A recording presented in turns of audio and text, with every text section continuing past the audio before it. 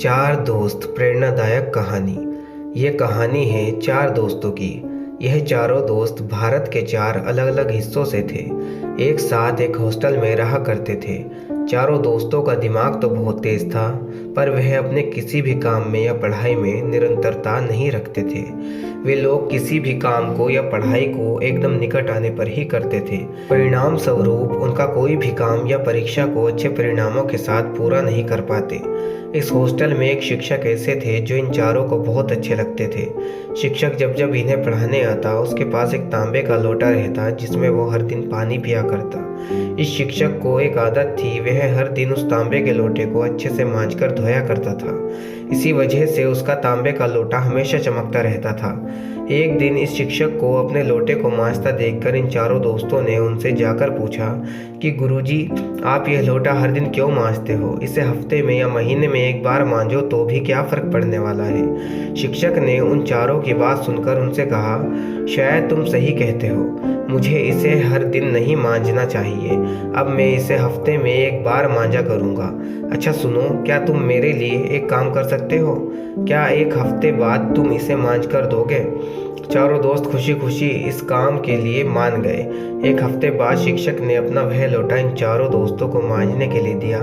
लोटे को देखकर साफ पता चल रहा था कि उसमें अब वह चमक नहीं रही थी जो तब रहा करती थी जब शिक्षक उसे हर दिन मांजा करते। चारों में से एक दोस्त ने लोटे को मांजना शुरू कर दिया। काफ़ी देर तक मांजने के बाद भी उसमें वह चमक नहीं आई जो पहले थी। बाद में एक एक करके बाकी के तीन दोस्तों ने भी इसे मांजा, तब जाकर कहीं वो लोटा चमका।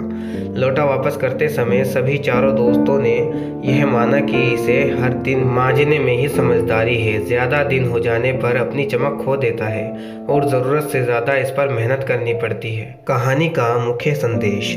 शिक्षक ने चारों दोस्तों को अपने पास बिठाया और उन्हें समझाया, देखो बच्चों, यह लोटा हमारा शरीर, दिमाग और हमारी सोच, इन सब का प्रतिबिंब है।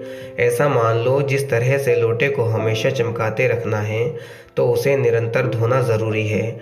इसी तरह से शरीर को स्वस्थ रखने के लिए कसरत, दिमाग को स्वस्थ रखने के लिए किताबें पढ़ना और विचारों को साफ रखने के लिए मन को कंट्रोल करना अति आवश्यक होता है।